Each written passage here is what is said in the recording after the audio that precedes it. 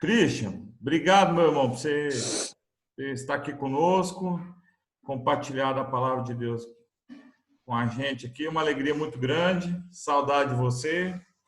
E, como diz o Paulo Júnior, deixa o Espírito de Deus falar ao nosso coração aí através da sua vida. E tá contigo aí a bola aí, mata no peito e chuta ela aí. Bom demais. Como é que tá o áudio aí? Vocês estão ouvindo direitinho? Eu tive em Campo Mourão em 2017, né? Não sei quem que tava nessa época. Se tem alguém, você tava, né? Tem alguns. Foi bom demais. E vai ser bom demais, né? Tá sendo já. A gente poder estar junto. Junto mesmo distante, né? Ô, Gustavão, eu queria assim, até fiquei pensando, né? Depois que a gente conversou, eu fiquei lembrando de algumas coisas nossas, assim, da nossa caminhada, né? Do quanto que você foi importante na minha vida para que eu pudesse aprender muitas coisas de Deus, né? E eu fiquei pensando assim, numa qualidade que você tem, que é uma qualidade que faz muita falta hoje, né? E é algo que eu busco para mim. Talvez em você seja mais natural, mais fácil, né? Do que para outros. Mas eu busco para mim, isso para mim é uma inspiração no cuidado do cara. Assim, todo o carinho que você tem, a disponibilidade que você sempre teve, a gente caminhou muito junto, né? A gente andou muito junto, conversou demais, você me ouviu demais. E isso foi muito bom. Eu estava pensando nisso essa semana, né? Lembrando. E queria falar isso para você e aproveitar e falar aí junto com o grupo que você está também, que provavelmente eles também são testemunhas, né, do mesmo que eu estou dizendo. Mais ou menos, né? Tamo junto, irmão. Gente, eu queria ler um texto lá de Ezequiel. Nós vamos ler Ezequiel, capítulo 33. E nós vamos ler alguns versículos, os versículos-chave, né, que eu queria puxar aí para nosso bate-papo, né? Eu vou expor algumas coisas, falar algumas coisas aqui, mas eu queria que depois a gente pudesse conversar e pensar um pouquinho a respeito, né, do que o texto nos incita a pensar, do que a nossa realidade também, né, propõe como ambiente para a gente poder pensar, mas fazer tudo isso dentro do contexto da palavra, do texto, né, do livro. Então você pode deixar sua Bíblia aberta aí lá em Ezequiel, capítulo 33, no verso 30 até o 33. E aí, enquanto isso, eu vou falando um pouquinho de Ezequiel e um pouco da realidade, né, do ambiente onde ele estava, quem era ele, que ambiente era esse. Não sei quanto vocês já sabem aí, mas Ezequiel é um dos profetas, né, do Antigo Testamento. Ele era sacerdote, apesar de no texto não dizer que ele era sacerdote, ele fala muito a respeito das questões do templo, do próprio ofício sacerdotal. Então, provavelmente ele era um sacerdote. Ele foi exilado, pertencia ali ao povo do sul, né, as tribos do sul, o reino ali de Judá, e que foi Nabucodonosor, né, que era rei da Babilônia, levou o povo para o cativeiro ali começou no ano 605, mas Ezequiel foi só em 597 a.C. E né, ele era casado, então foi esposa, ele tinha ali por volta de 30 anos, e nessa época, né, quando o sacerdote assumiu o seu ofício, que ele também começa a ter as visões, né? Se você já tiver lido lá o capítulo 1 de Ezequiel, é um negócio muito doido, parece que ele tomou algum ácido e ficou vendo uns negócios muito doidos lá. E ele tinha uns 30 anos, né, nessa época, e dali para frente ele foi tendo visões e profetizando. Deus foi dando palavra para ele, onde ele falava com o povo que estava exilado, ele falava tanto a respeito daquela realidade daquele povo que já estava em exílio, quanto daquilo que viria a acontecer com o povo de Judá, que ainda ficaram alguns remanescentes, e também ia acontecer com o templo, né? O templo depois veio a ser destruído, totalmente destruído em 86, se não me engano, 586. Ele é contemporâneo também de Daniel. Daniel, né, que foi exilado na época em 605, e foi levado ele e outros amigos, né? Ele era de linhagem real, ele era de sangue azul, e Daniel ajudou muito na chegada de Ezequiel. Provavelmente Ezequiel viveu numa cidade que é Tel Abib, né, que era uma comunidade que tinha lá de judeus, e provavelmente foi preparada por Daniel. Daniel, que ganhou a confiança de Nabucodonosor, ele foi exilado em 605, então provavelmente ali em 603 ele já começou a assumir, né, a governar algumas províncias, e essa provavelmente era uma delas, onde ele organizou para eles poderem estar lá. Depois que Ezequiel chegou, já nesse ambiente, Ezequiel usou muito a casa dele para poder fazer as reuniões. Na casa dele, ele aconselhava os anciãos da época, né, os homens que temiam a Deus naquele momento, se reuniam na casa de Ezequiel, e Ezequiel conversava e aconselhava eles. É a partir dessas reuniões da casa de Ezequiel que começam as sinagogas, né? Eles começam a reunir ali, porque foi nessa época de exílio, onde eles não tinham mais o templo, não tinham mais o rito sacrificial, né, os ritos de sacrifício. Então eles começam a fazer as leituras e os comentários da palavra, desse grupo que se reunia na casa de Ezequiel. Aqueles anciãos vão abrindo outras sinagogas, né, onde eles passam a se reunir. Ezequiel é uma figura assim que marca, tem uma coisa da vida dele, né, da história dele, que marca, que é a morte da esposa. A morte da esposa está registrado lá em Ezequiel 24, do 15 até o 27. Eu marquei aqui para não esquecer. Eu li ainda Ezequiel ainda no começo dessa semana, estava fazendo uma leitura toda da Bíblia, por isso que eu tirei já essa passagem para a gente poder comentar aqui, compartilhar.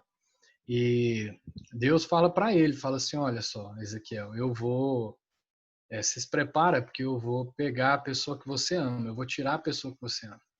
E você não vai poder ficar de luto por causa disso. Você não vai poder andar, é uma expressão usada, você não vai poder andar sem chapéu, né? Você não vai poder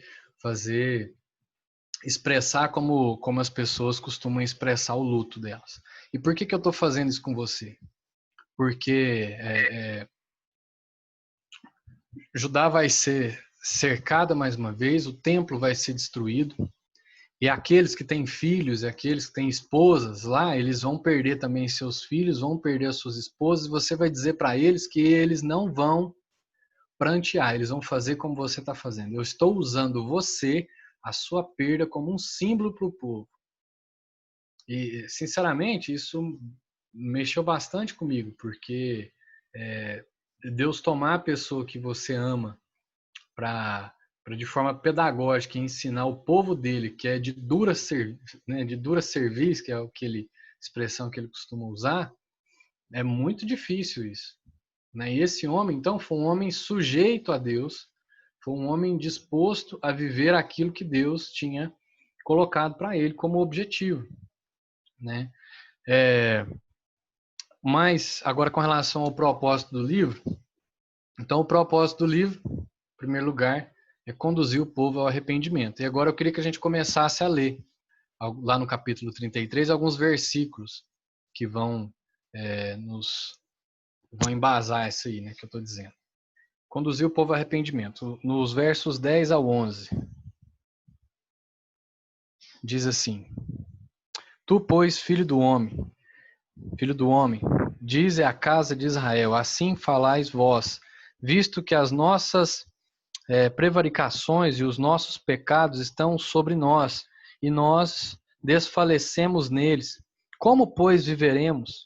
Dize-lhes: tão certo como eu vivo, diz o Senhor Deus, não tenho prazer na morte do perverso, mas em que o perverso se converta do seu caminho e viva. Convertei-vos dos vossos maus caminhos, pois por que haveis de morrer, ó casa de Israel? Então a gente vê que o objetivo, né, um dos objetivos aí principais que Ezequiel escreveu foi conduzir o povo ao arrependimento. A gente vai observando isso constantemente no livro dele, quando a gente vai lendo, a insistência de Deus para que o povo se arrependa. Né? Então existia ali um movimento da parte de Deus para que o povo arrependesse. Gente, acorda, desperta. Vocês estão percebendo por que vocês estão nessa situação? Vocês estão nessa situação porque vocês me desobedeceram. E eu não quero ver vocês desse jeito. Eu quero que vocês se arrependam. Então, Ezequiel era a boca de Deus ali para o povo, convidando constantemente ao arrependimento. Mas o povo era duro, né? Não se convertia, não amolecia o coração. Eles até se justificavam, né? A gente pode ver isso lá no versículo 23 e 24, onde ele diz assim: então veio a minha palavra do Senhor, dizendo: filho do homem, os moradores destes lugares desertos da terra de Israel falam, dizendo: Abraão era um só. No entanto, possuiu esta terra. Ora, sendo nós muitos, certamente esta terra nos foi dada em possessão. Então eles estavam ali dizendo assim: olha só, nós temos uma herança, que é a herança de Abraão. Então essa terra aí, que vem esse ou esses profetas, né, dizendo que a gente vai perder isso, então não vamos perder essa terra não, essa terra vai ser nossa. De fato, essa terra, né, seria devolvida a esse povo seria levado de volta do cativeiro, esse povo seria restabelecido na terra deles e o templo seria reerguido, né, os sacrifícios retomariam, mas não da forma que essas pessoas esperavam. Então elas se justificavam por quê? Porque nós somos filhos de Abraão. Não sei se vocês se lembram quando Jesus é questionado lá em João 8, né? Jesus vai perdoar aquela mulher que foi pega em adultério, a que escreve lá, né? Quando Jesus está escrevendo lá na terra, acho que vocês vão se lembrar. E aí depois eles começam uma discussão sobre essa autoridade de Jesus. Quem é você? Né? E ele fala: olha, eu estou fazendo o que eu vi meu pai fazer, eu estou sendo obediente ao meu pai. E eles começam a dizer que eles são filhos de Abraão. Jesus fala assim: vocês não são filhos de Abraão, porque eu digo para vocês, se Deus quiser, ele faz dessas pedras, ele tira dessas pedras filhos de Abraão. Vocês, na verdade, são filhos do diabo, porque vocês fazem o que é do pai de vocês. Então esse povo aqui está fazendo a mesma afirmação, que infelizmente é a afirmação que muita gente, sem compreender, por exemplo, termos como eleição, faz. Porque ele vai falar assim: eu fui eleito, eu pertenço a Deus, eu sou de Deus, eu não vou perder isso. Eu fui salvo e salvação não se perde. Então, esse povo seria restabelecido nessa terra, o templo seria reconstruído, tudo aconteceria. O próprio Deus, aqui em Ezequiel, ele vai dizendo: olha, eu vou levar vocês de volta, eu vou levar vocês de volta. Mas pegar isso e ficar se justificando nisso não é algo que agrada a Deus. Pelo contrário, apesar disso, a mensagem que Ezequiel insiste, né, a mensagem que é dita constantemente é: arrependam-se. O caminho de vocês é caminho de morte. E eu não me agrado na morte. Eu não me agrado, eu me agrado no arrependimento. Eu não me agrado na soberba, eu não me agrado no coração endurecido, mas eu me agrado naquele que se converte, aquele que se humilha, aquele que se volta para mim. Então, outra parte aí, né, outro propósito do livro, além do arrependimento, foi estimular a esperança e a confiança nesse povo, né, desse retorno, como eu disse, da reconstrução do templo, dessa restituição desse povo na sua terra. né? Então, nós vimos sobre o autor, nós vimos sobre algumas coisas da época, o seu ambiente, nós vimos também sobre o propósito dele, né? Os propósitos que o livro foi escrito. Aí agora nós vamos nos versículos onde eu quero a ajuda de vocês aí para a gente poder meditar. Porque depois que a gente entende o contexto, depois que a gente entende o propósito, a gente tem mais segurança para poder fazer as nossas reflexões, né? Levar o nosso pensamento sem fugir do contexto bíblico. Então, lá no verso 30 até o 33, ele diz assim: Quanto a ti, ó filho do homem, os filhos do teu povo falam de ti junto aos muros e nas portas das casas. Falam um com o outro, cada um a seu irmão, dizendo: Vinde, peço-vos e ouvi qual é a palavra que procede do Senhor. Eles vêm a ti, como o povo costuma vir, e se assentam diante de ti como o meu povo, e ouvem as tuas palavras, mas não as põem por obra, pois com a boca professam muito amor, mas o coração só ambiciona lucro. Eis que tu és para eles como quem canta canções de amor, que tem voz suave e tange bem, porque ouvem as tuas palavras, mas não as põem por obra. Mas quando vier isto, e aí vem, então saberão que houve no meio deles um profeta. Esse texto me chamou a atenção, e é esse o ponto da reflexão que eu quero que a gente faça junto, sobre a postura que nós temos nos nossos encontros, nos nossos cultos, quando a gente se reúne para poder ouvir a palavra de Deus, para poder louvar a Deus, para poder cultuar a Deus. Esse povo aqui conversava a respeito de Ezequiel nos muros, falavam uns para os outros, convidavam, né? Olha, vamos lá, vamos no culto comigo, participa lá comigo, é legal. O cara quando fala, você precisa ouvir quando ele fala. Nossa, ele fala umas coisas muito doidas. E aí convidam Ezequiel, que nem sempre teve uma boa fama, passa a ter uma boa fama. E aí então ele ganha um público. Ele quando fala tem muitos ouvintes, mas o que Deus está dizendo é: olha só, Ezequiel, não se engane, porque o povo não está te ouvindo por interesse em ser guiado pela palavra.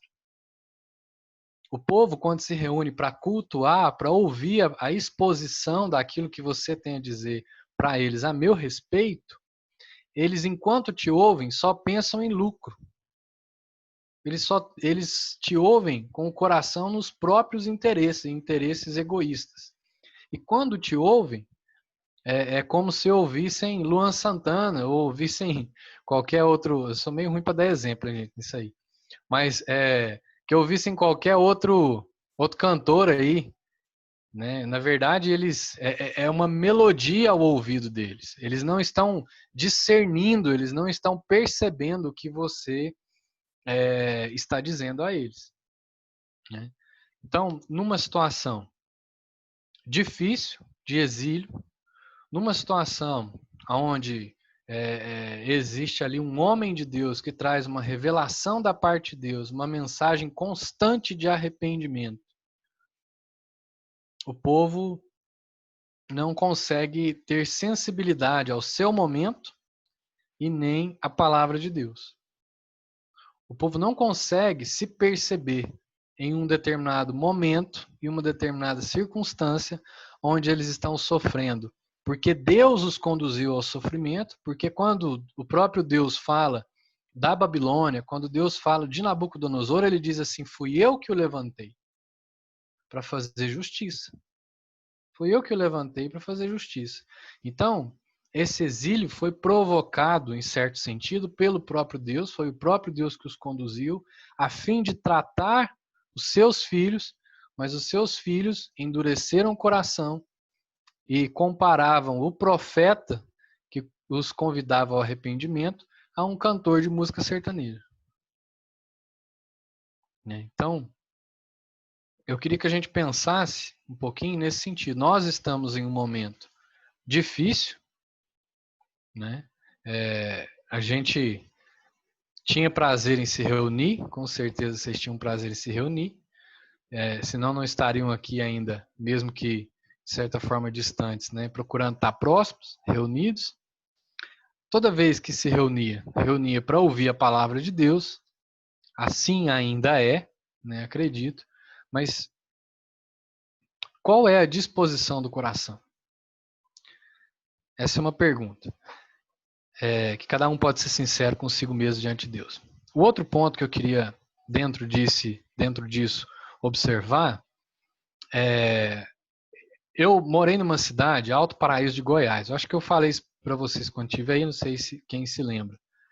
Uma cidade de 7 mil habitantes, uma cidade bem pequena, mas só de você ir na padaria você escuta lá 4 idiomas, pelo menos. Né? Sempre tem alguém de fora lá conversando, tem muitos estrangeiros na cidade. E é uma cidade esotérica, uma cidade de muitas crenças, de muita religião. E um negócio que me chamou a atenção lá era uma pessoa que eu trabalhava junto, que era a coordenadora do CRAS, e ela era, assim, bem esotérica, mas ela usava expressões como, por exemplo, sangue de Jesus tem poder, misericórdia, né? E falava de Deus constantemente, e falava de Jesus como Salvador constantemente. E não só ela, mas assim, muitas pessoas. Então, como que é fácil para nós ter Deus na boca, ter a palavra de Deus nos lábios, mas estar com o coração afastado daquilo que é a nossa devoção sincera a Deus. Aquilo que é a nossa disposição em obedecê-lo. Né?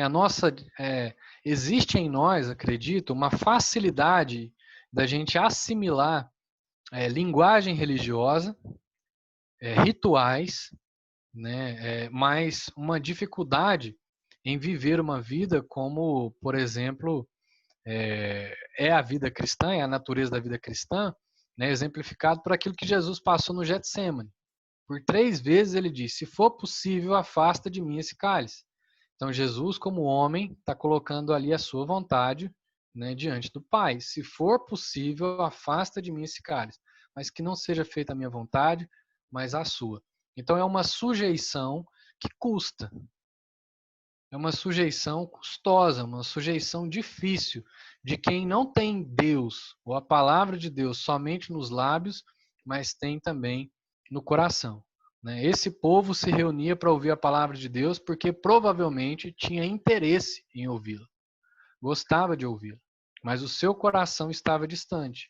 Né? Em outros profetas, a gente consegue observar como Deus diz, olha, eu estou enjoado do sacrifício de vocês, das festas, festa de lua nova, dos encontros religiosos de vocês, porque tudo isso não é sincero, é insincero. E Jesus, quando lida com os fariseus também, da mesma forma, né? Então, um povo que, olha, eu jejuo 3 vezes por semana, um povo muito ligado à religião, um povo zeloso da palavra, zeloso das escrituras, não só da compreensão, mas da aplicação e de averiguar se a pessoa estava ou não aplicando aquilo.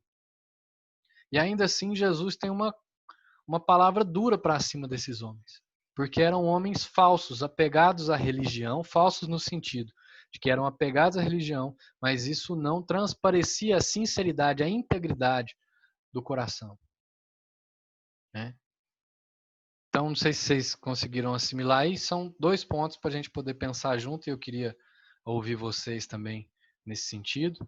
Né? Essa nossa devoção, quando a gente se reúne para adorar a Deus, e a facilidade de apego à religiosidade, mas a dificuldade de aplicar esse seja feita a sua vontade na nossa vida.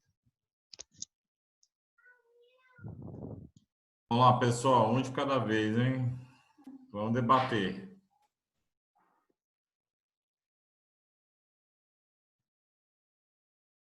Parece que todo mundo desligou o microfone agora. Hein?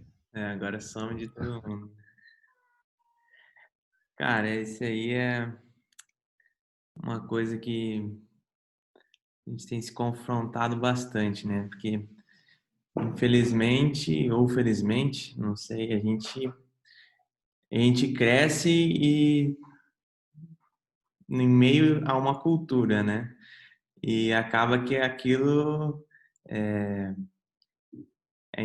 colocado no nosso consciente ou no subconsciente, talvez, né? E a gente passa a viver tudo como se fosse uma normalidade, né? Então, ir para a igreja e todo domingo tá 7h30, né? Não ficar assistindo Fantástico, mas ir para a igreja.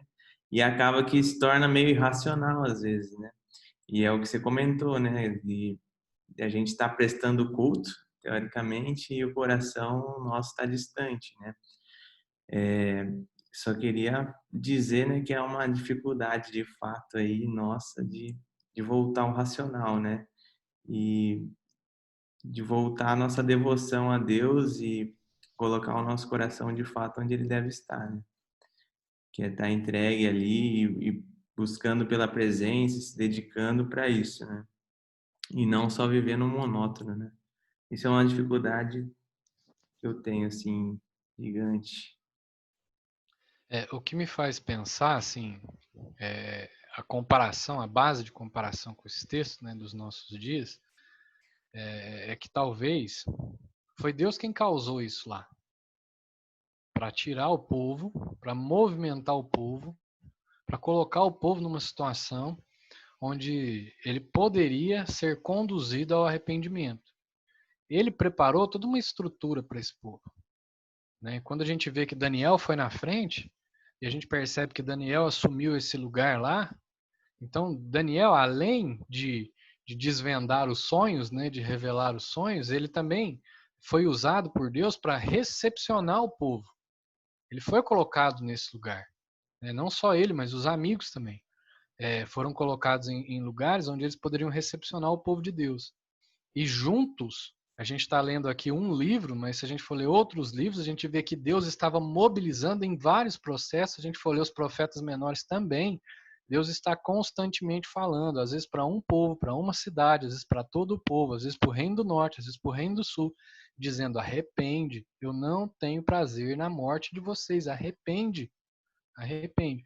E às vezes a gente não consegue perceber porque nossa religiosidade foi tão bem assimilada, a nossa ideia de que sou salvo e para sempre salvo, não perco a salvação, sou selado com o Espírito, pertenço a Deus, deixa a gente tão insensível que a gente não percebe que talvez Deus esteja nos movimentando agora nessa situação para que da mesma forma nós sejamos conduzidos ao arrependimento. E aí, uma palavra dessa, ela me causa temor.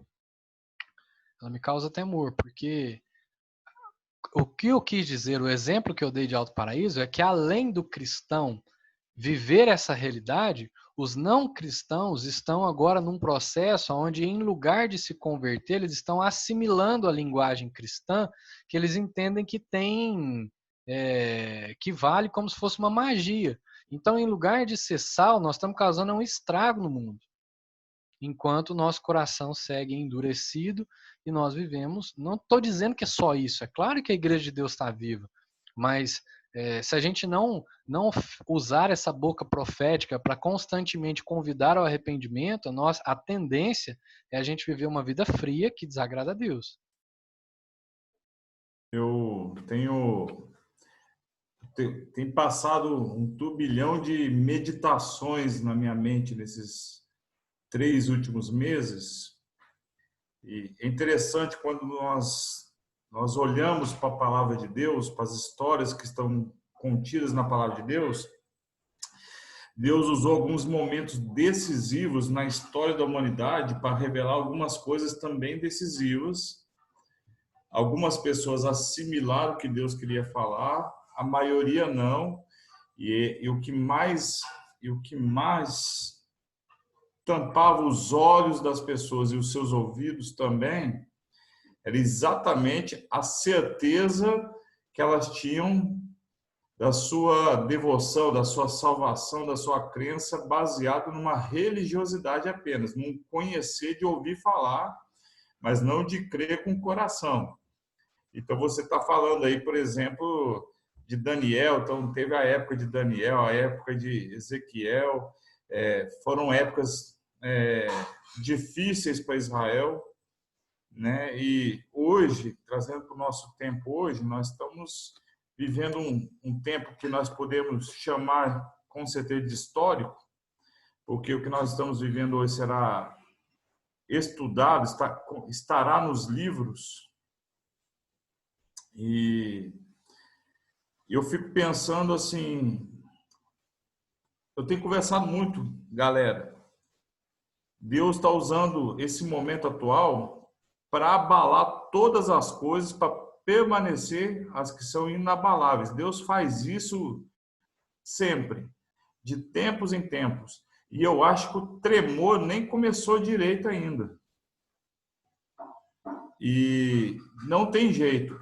Quem tiver uma fé que é baseada numa relação com Deus, quem tem de fato uma relação com Deus, vai não apenas sobreviver, mas vai ser o socorro de muita gente, porque o mundo hoje precisa de socorro de várias maneiras, e nós somos o braço de Deus, a igreja de Cristo, que vai prestar socorro nessa área espiritual e tudo mais.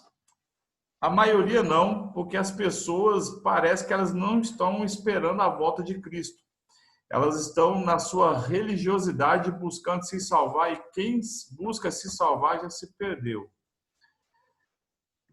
Eu tenho estudado o livro de Lucas com os meninos, Christian, quase 2 anos. E eu acho interessante que Jesus, do capítulo 2 ali em diante, até o capítulo 19, até quase o final do capítulo 19, Jesus se ocupa de exercer graça, misericórdia e piedade através dos milagres e dos ensinamentos. Há 2 tipos de pessoas, basicamente. Multidão e discípulos. E ele exerce isso 2 vezes na vida de 2 fariseus por conta do arrependimento.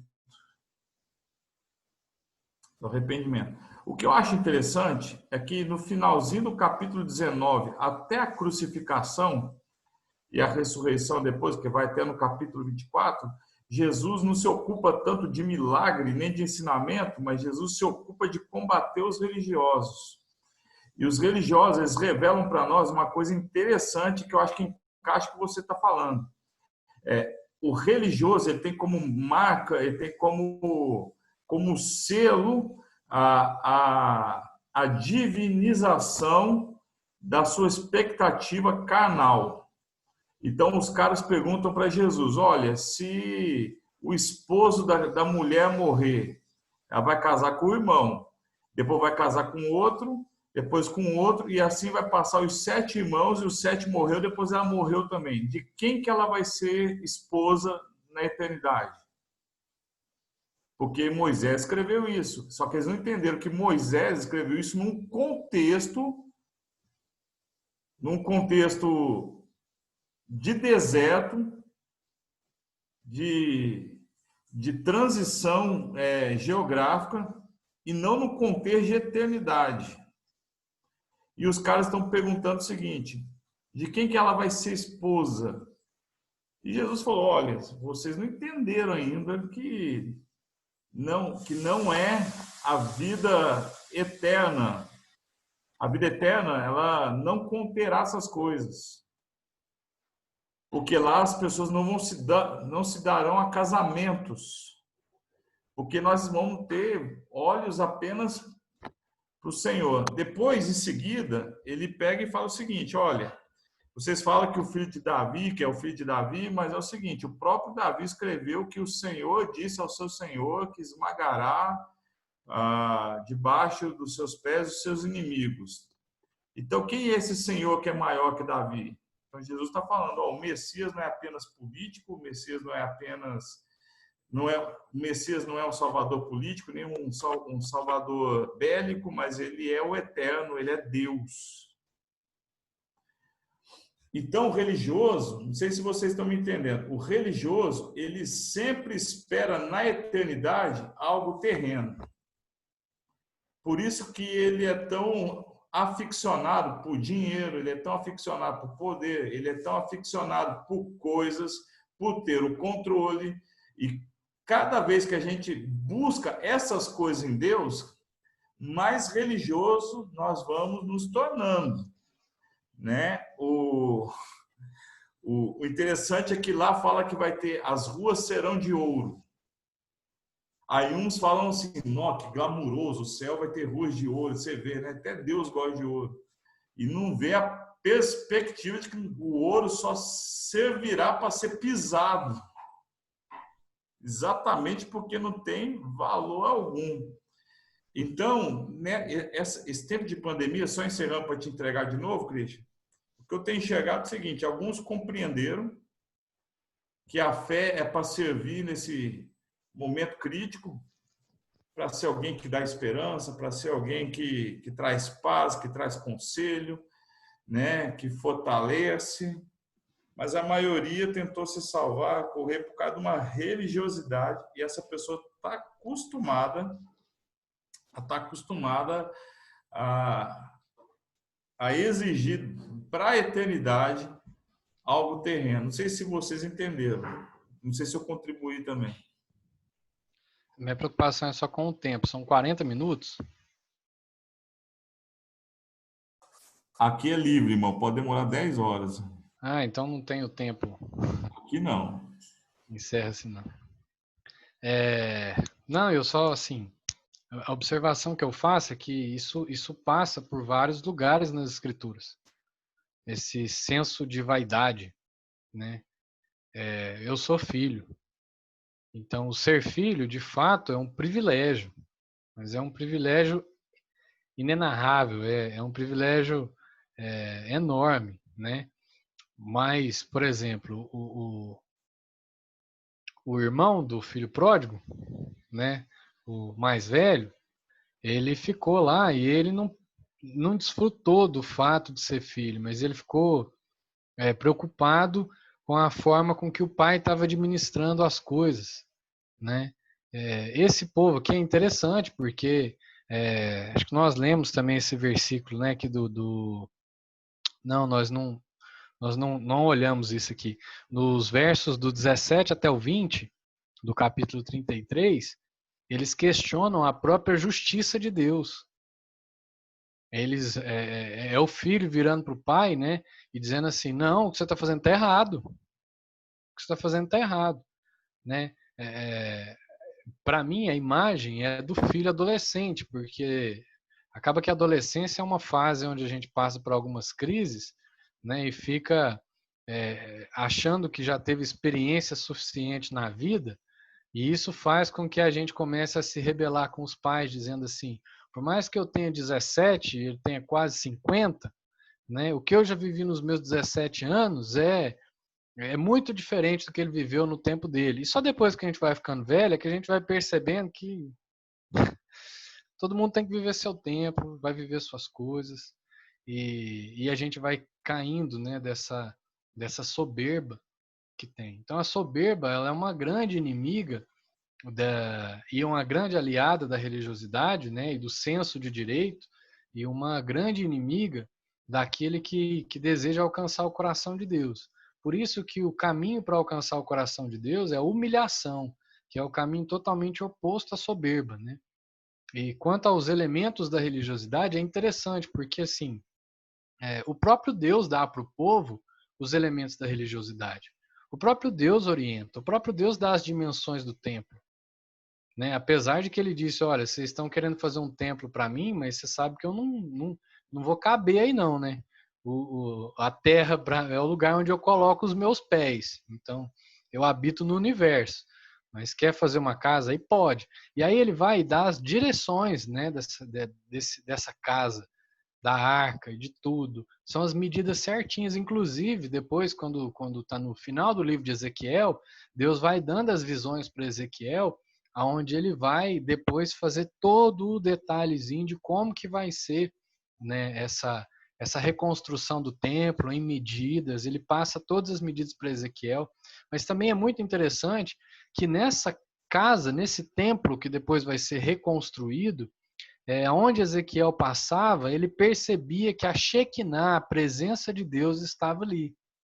Então, o próprio Deus, ele acaba nos dando elementos que servem à religiosidade, que servem à devoção, Mas o problema é que nós, porque somos infantilizados demais e qualquer coisa enche o nosso coração e a gente começa a achar que a gente tá muito bonito na história, né? Porque aí a gente se perde com a beleza dos símbolos e fica envolvido com a beleza dos símbolos, com os títulos, com os ritos, e se esquece da presença de Deus que era o objetivo do símbolo. Então, o símbolo do rito, né, o elemento do rito, ele tinha um objetivo, que era a relação com Deus, que era o conhecimento de Deus, que era o ensino a respeito de Deus.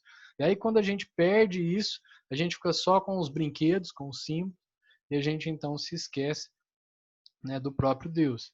Pura vaidade, soberba, né? E também, eu tô vendo que vocês não estão falando muito, então eu tô falando mais, viu, gente? Mas eu queria muito que vocês falassem, tá? Mas a pergunta aqui, não sei se eu consegui ser muito claro, quando eu cheguei ao final e eu quis fazer essa proposta para a gente pensar junto, ela tem duas dimensões. Uma dimensão é a dimensão minha diante de Deus. Qual a minha postura diante de Deus? Então, num ambiente desse aqui, como está meu coração? Meu coração está disposto a ouvir a voz de Deus me convidando ao arrependimento? Isso aí cada um, né, responde para si. É uma questão muito individual. É você diante de Deus. Tem uma expressão no Antigo Testamento que eu acho muito interessante, trazendo a responsabilidade para o indivíduo, que ele diz assim, olha só, se os pais comerem uvas verdes, os dentes dos filhos não se embotarão. Então, quem comeu a uva verde é que vai ficar com o dente embaçado, não é o filho. Então, os filhos vão carregar suas próprias responsabilidades. E os pais carregam também as suas próprias responsabilidades. Então, isso é algo do Antigo Testamento, uma expressão onde coloca essa posição. Sou eu diante de Deus. Né? A pandemia tem te ajudado a se aproximar de Deus? Tem te dado nem que seja um medo para você falar assim, meu Deus, como eu não tenho controle de nada. Te dá temor, te leva até Ele, né? E a outra é em relação à responsabilidade. Porque se a gente for ver no começo, por questão de tempo eu não li tudo, né? Mas se a gente for ler no começo do capítulo 33, Deus vai dar a seguinte ilustração. Ele vai falar assim, chegou um povo para guerrear. Teve um cara lá que estava de vigia e ele observou isso. Se ele observou, ele tocou a trombeta para alertar o povo, sai de sobre esse homem a responsabilidade do sangue daqueles que morreram. A responsabilidade passa a ser dele se eles fugiram ou não fugiram. Mas se ele não dá o alerta, a responsabilidade sobre o sangue daquele povo cai sobre ele. E Deus está usando essa ilustração para poder falar com Ezequiel. Ezequiel, esse é o papel que eu te dei. Você é profeta, fui eu que te chamei. As visões que você teve, fui eu que te dei. As palavras que saem da sua boca, sou eu que estou te dando. Eu te coloquei nessa responsabilidade. A mulher que você tinha que morreu, fui eu que tirei. E é um símbolo. Então, a gente pode perceber também que são duas dimensões. Uma dimensão minha diante de Deus, da responsabilidade de me converter, no caso de me arrepender dos pecados, de me voltar para Deus, e a responsabilidade que eu tenho quanto àquilo que Deus me deu em favor dos meus irmãos. Porque se eu fujo dessa responsabilidade também, eu tenho responsabilidade sobre os outros. O próprio Jesus, né, lá em João 17, na oração, ele vai falar assim, olha, ele fazendo a prestação de contas ao Pai. Aqueles que o Senhor me deu, eu estou entregando aqui. Só se perdeu aquele que já estava destinado à perdição. Né? Então, o próprio Jesus fez isso. Então, quem são? Qual é o dom? Qual é o talento? Qual é a porção que Deus tem dado para cada um de nós? Quem são as pessoas que Deus tem feito, tem colocado no nosso caminho para que nós sejamos os próximos? E o que nós temos feito com isso? Porque o tempo da pandemia, o tempo onde Deus está movendo a praga, também é tempo da gente fazer reflexão sobre isso. E também é tempo de nós termos resposta para Deus a respeito disso. Né? E Agora sim, eu já falei bastante. Agora eu quero mais contribuições. Então, ou o Gustavão pode conduzir a gente aí também para a gente poder encerrar, se quiser.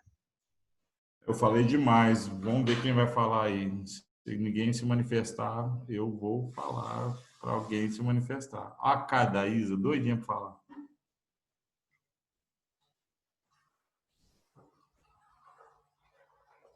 Alguém quer contribuir, irmãos, com a fala do Christian?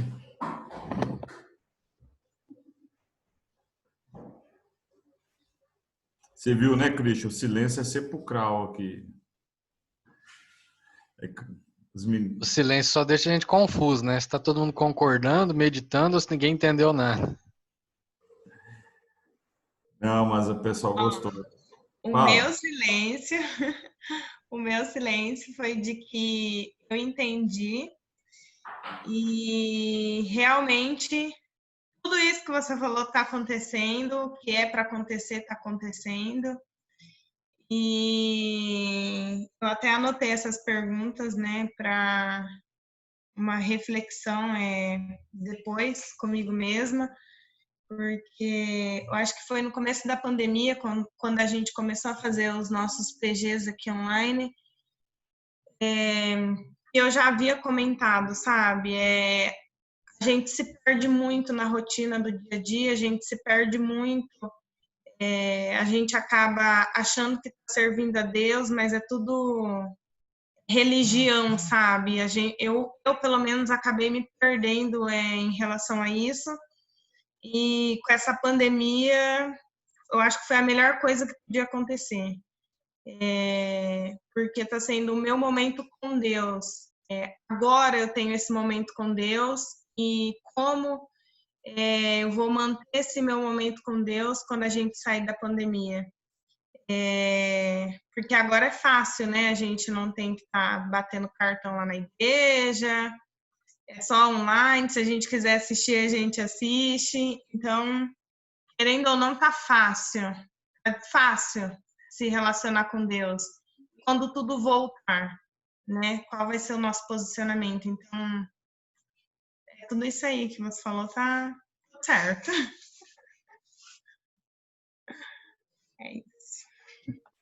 Maravilha, Isa. Alguém mais quer contribuir aí? João. Tá me ouvindo? Tá. A maneira que você falou aí eu viajei aqui, pensei várias coisas aqui, assim, que é difícil a gente imaginar que as coisas, assim, ruins acontecem na nossa vida pra gente se aproximar de Deus, sabe? Ter esse pensamento, esse entendimento que muitas vezes parece que tem que doer, tem que machucar, ou tem que acontecer alguma coisa porque parece que você não vai sair do seu lugar pra ir atrás de Deus, né? E, tipo, a Isa falou que pra ela tá mais fácil, assim, tá melhor, né? Esse momento, ela tá se aproximando mais de Deus. Mas pra mim eu ainda sinto muita dificuldade porque eu acho que eu sou mais, sei lá, de abraçar o povo, de conversar com o cara. Aí muitas vezes parece que eu sozinho não sou tão forte e vários pensamentos que caem na cabeça da gente, sabe? Então, assim, tipo, não é uma pergunta, mas se quiser responder, como que a gente faz pra mudar isso? A culpa é minha mesmo, eu que tenho que me aproximar mais de Deus ou acontece mesmo, sei lá.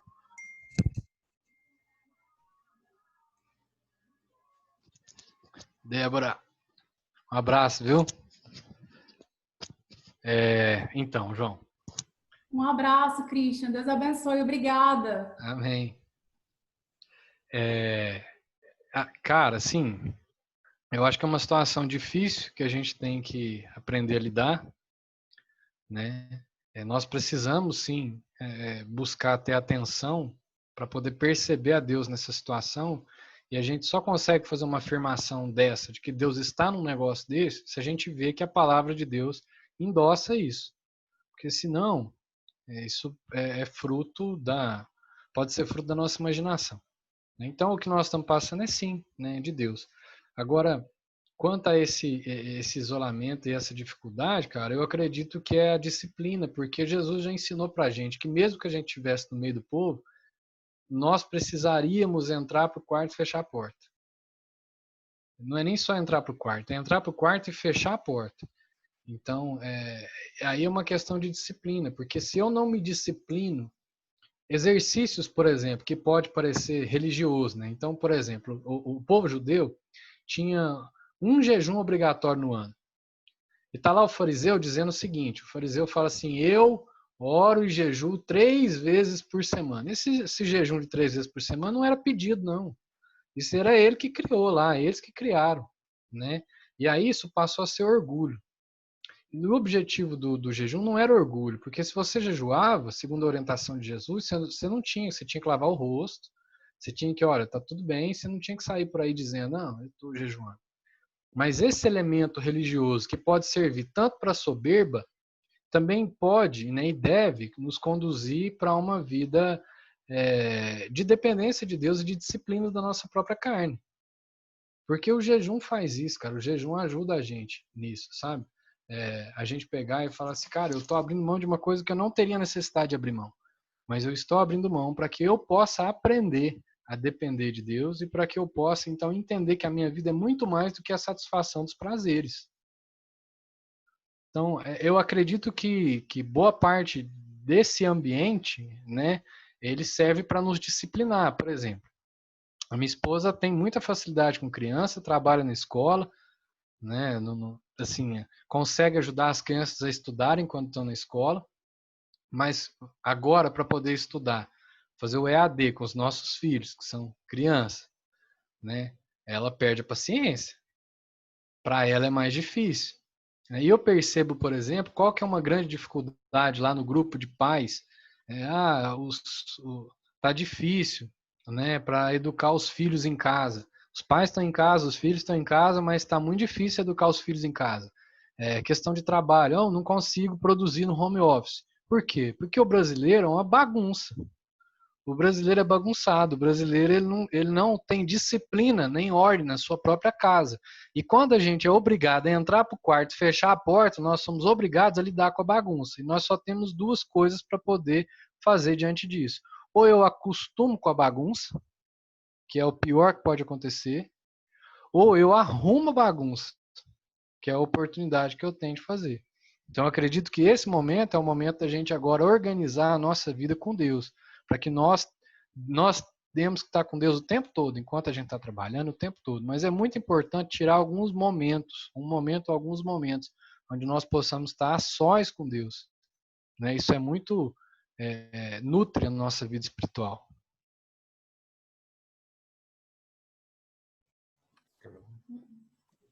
Perfeito. Mais alguém, irmãos, quer contribuir? O João quer complementar? Mais alguém? Eu falar aqui rapidão. 2 coisas. Um sobre, comentando com o que o João falou, e outra sobre o que a Isa tinha falado, né? Eu tô lendo um livro chamado O Poder do Hábito. Ele é um livro, assim, bem comum, acho que muita gente conhece o livro. E o livro, uma coisa que me surpreendeu no livro, que apesar de ser um livro que fala muito sobre dados científicos, uma coisa que ele reforça muito é sobre a importância que a fé tem no momento de perder antigos hábitos que nos fazem mal. Por exemplo, um hábito que ele reforça muito no livro é sobre o alcoolismo.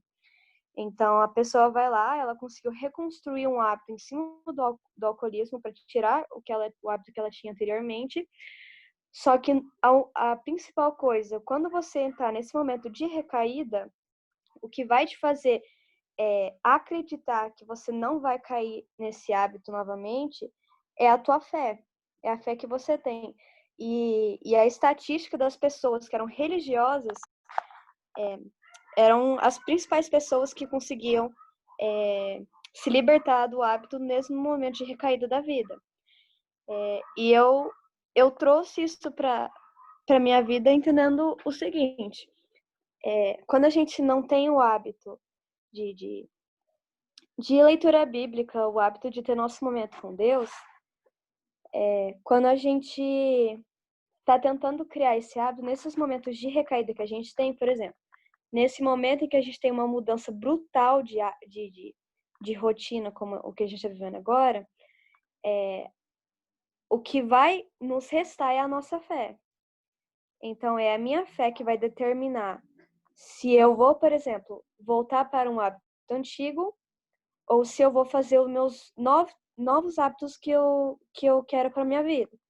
Que seja os meus momentos com Deus. Quero ter mais momentos com Deus. Quero aumentar a minha leitura bíblica, o meu aprendizado.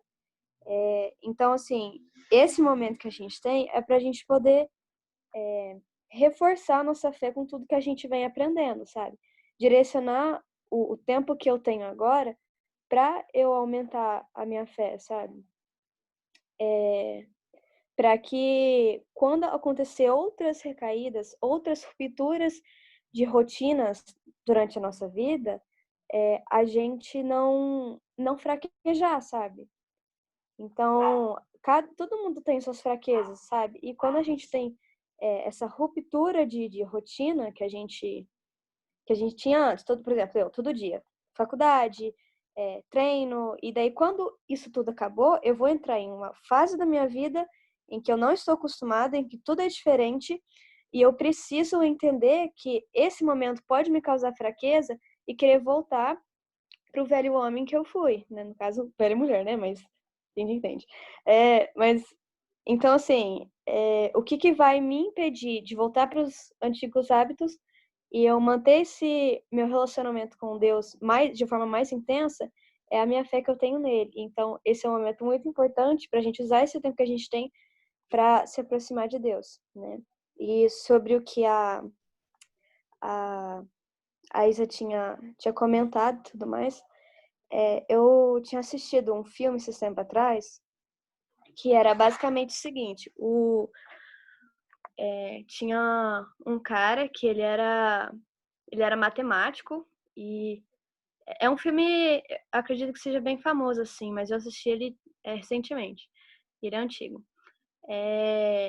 O cara, a vida dele, assim, ele era doente com os estudos dele. Então, o sonho dele era conseguir ser, tipo, diretor lá da faculdade onde ele estudava, e ele era, tipo, bolsista, então eles pagavam ele para ele estudar e tudo mais. E a vida dele era só os estudos, então ele não sossegava, não se contentava enquanto ele não estudava e não trazia novos resultados, porque ele queria ganhar um prêmio Nobel, ele queria ser reconhecido pelo seu conhecimento e tudo mais. E, de repente, um outro cara, que basicamente compete com ele, um outro cara chega e pergunta para ele, porque todo mundo sabe que ele era muito doente com isso, e pergunta para ele: tá, beleza, mas você já parou para pensar o que vai ser sua vida se você não conquistar o que você deseja? E daí ele para e pensa: cara, minha vida não vai existir, eu não tenho vida além disso. Minha vida é estudar, minha vida é ser alguém importante, eu não tenho vida além disso. Só que acontece, esse cara, ele começa a ter crises de esquizofrenia e a vida dele vira de cabeça para baixo. Ele perde o emprego, ele começa a ter surtos no trabalho, ele não consegue mais ser produtivo, ele começa a ter problemas em casa com a esposa dele, com os amigos, e até chegar um momento tão absurdo que ele precisa ser internado, até ele entender que tudo aquilo que ele tinha vivido ultimamente era uma ilusão por causa da esquizofrenia dele. Então, por que eu trouxe isso para cá agora, né? A nossa rotina, a gente acha que ela vai definir quem que a gente é. O que a gente constrói todos os dias, a gente acha que isso vai definir o que a gente é, até que a gente rompa com isso de uma vez. Então, por exemplo, a gente estava na rotina de ir para a igreja todo domingo, a gente estava na rotina de toda sexta-feira ter metanoia, todo sábado ter o PG, e daí nesse momento em que rompemos com essa rotina, a gente simplesmente se perdeu. A gente para e vê que de tudo que a gente achou que a gente tinha construído, muitas vezes a gente pode parar e pensar, ou reconhecer até que construímos, apesar disso é que a gente pode parar e pensar, poxa, eu não construí nada. Nessa rotina toda que eu tive da faculdade, sei lá, da igreja, eu fui lá e andei, caminhei e não saí do lugar. Porque eu vou ver, no dia de hoje, não construí nada, sabe? Então, isso é algo que eu tenho pensado também. Às vezes a gente acha que a minha rotina é quem eu sou, e daí quando a rotina acaba, quando tudo que a gente busca em nossa vida acaba, a gente para e vê que, na verdade, a gente caminhou sem sair do lugar. A gente se exauriu sem sair do lugar. E a gente vê isso nesse momento em que a gente não está mais vivendo para aquelas coisas que a gente estava vivendo antes. A gente parou a nossa realidade e está vivendo outra agora. É basicamente isso que eu queria falar. Deus puxou o freio de mão, né? Uhum. E, assim, você falando a respeito do hábito, né? E do poder do hábito e da questão da dependência química, é sempre exemplo bem usado, né? Na questão quando vai falar sobre hábito, né, criar novos hábitos, são 3 letrinhas usadas no programa de tratamento voluntário, né, independente químicos, que é HLP, que são hábitos, lugares e pessoas. Então, sempre o dependente químico, se ele quiser reconstruir a vida dele, né, ele precisa antes entender que ele tem um problema, e aí, dependendo da vertente, vai dizer que o problema dele é com Deus, que é a versão cristã dos 12 passos, ou o problema dele é com determinada substância, seja o álcool ou outras drogas. Álcool se for um NA, se for um AA, e se for NA, ou se for outros grupos, né, com outras drogas. Hábitos, lugares e pessoas, ele vai ter que colocar, ele faz num plano de prevenção de recaída, num programa de prevenção de recaída, ele faz até um relógiozinho que é para ele poder identificar qual horário que ele usava droga. Aí ele vai identificar, conforme ele vai fazendo a leitura dele mesmo, né, da vida dele, qual o cheiro desperta, quem são as pessoas que despertam esse desejo, né? Ele tem uma doença, ele tem que aprender a lidar com isso, já que essa doença não vai ser curada, então ele tem que aprender a lidar com isso. Mas o primeiro passo é dizer, olha, eu não consigo. O primeiro dos 12 passos é dizer, eu não consigo. Então tem sempre uma pressão para os dois lados. Ao mesmo tempo que tem a importância de criar novos hábitos, né, de frequentar novos lugares e de conviver com novas pessoas, ele também tem, por outro lado, que lembrar constantemente que ele não é capaz. Então eu acredito que isso se aplica bem, por exemplo, quando a gente está falando da vida religiosa e do rito religioso. Então, a gente afirmou aqui que o próprio Deus foi quem deu alguns ritos religiosos para que o povo pudesse relacionar com ele. Agora, nós podemos usar esses ritos para criar esse hábito, mas esse hábito, a partir do momento que ele é criado, ele pode tocar a nossa vaidade. E quando ele toca a nossa vaidade, nós passamos a ser os religiosos que aprenderam a usar bem e criaram novos hábitos. Então, precisa ter sempre uma pressão que nos leve a entender. Daniel orava 3 vezes por dia, todos os dias, voltado para Jerusalém, né? E isso não subiu ao coração dele, pelo contrário, ele utilizava essas oportunidades para poder se relacionar com Deus, para poder lembrar de onde ele vinha, qual era o propósito, né? Então vai ter sempre uma pressão para que usar o rito religioso ou criar novos hábitos não nos deixe soberbos e vaidosos, porque o cara... Então, tem um detalhe interessante também, uma vez numa reunião de dependentes, um camarada falou, isso foi o padrinho dele que disse, não, o padrinho não, o terapeuta dele que disse, que toda vez que ele estivesse conversando, ele começasse a gesticular demais, usar muito os braços para poder se comunicar, que ele deveria ter cuidado, porque aquilo ali era um sinal de que ele estava próximo da recaída. Por quê? Porque não é só criar novos hábitos, ele tem que ficar de olho sempre nele. Porque se ele perder o primeiro passo, que é que ele não dá conta, ele vai subir de novo e apesar de ter criado novos hábitos, a soberba dele é quem vai levar ele à recaída. Eu tive um amigo que se internou várias vezes, graças a Deus hoje ele está bem, mas ele saiu e ele falou assim, eu vou fazer um voto com Deus e vou usar pano de saco. O cara andava na rua, nos dias de hoje, usando pano de saco. o que acabou a vida dele? Ele foi fumar pedra usando pano de saco. O pano de saco não salvou ele.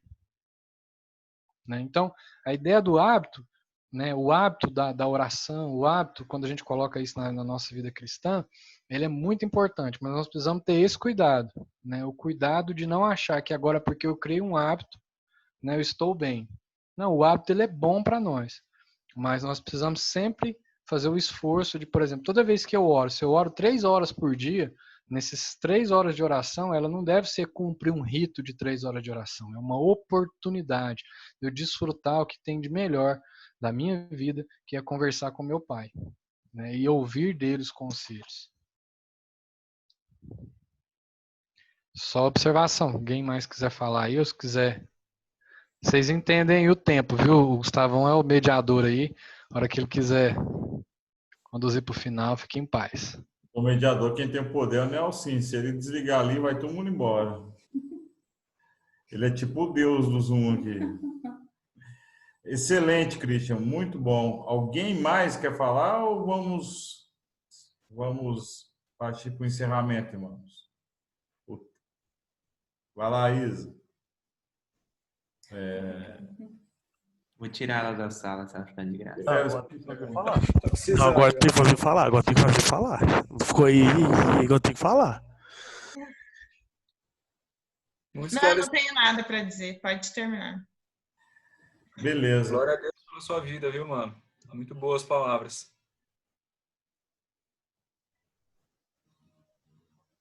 Muito boa mesmo. De fato. Beleza. Christian, muito obrigado, irmão, pela sua disponibilidade. Eu que agradeço vocês suportarem minha presença aí, viu? Muito obrigado por você compartilhar conosco a sabedoria que Deus tem te dado. O Christian falou de algumas coisas aqui. O Christian trabalhou também com dependentes químicos. O Christian teve outra hora ele vem aqui falar para nós aqui um pouquinho de Alto Paraíso, essa cidade que ele falou de 7 mil habitantes. É de longe o lugar mais louco que eu já fui, irmãos. E o Christian tem muita história lá para contar lá e muito a nos ensinar. Christian, muito obrigado, viu, meu irmão? Deus te abençoe. Manda um abraço para a Bela, para os meninos. E fazer o seguinte, irmãos, vou convidar a Ashley para fazer uma oração para nós. E em seguida, todo mundo que está com câmera aí, liga aí a câmera, todos estão, na verdade, né? Para a gente tirar uma fotinha aí, que o Nelson vai tirar uma fotrinha. Já trabalhei com 13 mil. É a G falando? Já foi um tarde, hein? Oi? Tá bom, então vamos. O João Fabrício tem 7 mil habitantes e tem o dobro. Piabiru é uma cidade. Campo Mourão, Christian, faz parte da Grande Piabiru, que tem 14 mil habitantes. Região metropolitana. Um bairro aqui de Campo Mourão. Olha para nós aí, Ashley. Beleza. Senhor, meu Deus, meu Pai, obrigado por esse momento, Pai, de grande aprendizado. Deus, obrigado pela vida do Christian, que esteve aqui compartilhando da Tua palavra, Pai, da Tua vontade aos nossos corações. Deus, que a gente não acabe usando esses hábitos que nós criamos sempre através do tradicionalismo, Pai, para definir a nossa relação com o Senhor, Deus, mas que a nossa relação contigo seja pura, Pai, verdadeira, que a gente te ame e te adore com tudo que a gente tem, Pai, independente se a gente está na vida cotidiana normal, frequentando a igreja, frequentando a UPG, a Metanoia, Deus, mas que a gente possa manter sempre uma vida contigo, Deus. Te agradecemos, Deus, porque este momento de comunhão é muito importante, Pai, para que a gente seja nos reanimando uns nos outros, Deus. E o Senhor tem cuidado demais de nós através da comunhão com os irmãos, Pai. Seja presencialmente, seja através do Zoom, Deus. O Senhor tem abençoado os nossos corações, Pai. Nós te agradecemos em nome de Jesus. Amém. Amém. Fotrinha aí, galera. Todo mundo aí fazendo carinho. Cadê? Ô, Sérgio Walter, tá bonito, hein? Chico Neto e Pedro, será que estão aí? Vamos lá? 3, 2, 1. Daniel tirou a pão. Mais uma. Tira esse trem pra Pâmela aparecer, ô doido. Vai, mais uma. 3, 2, 1 e... Fechou. Valeu, gente.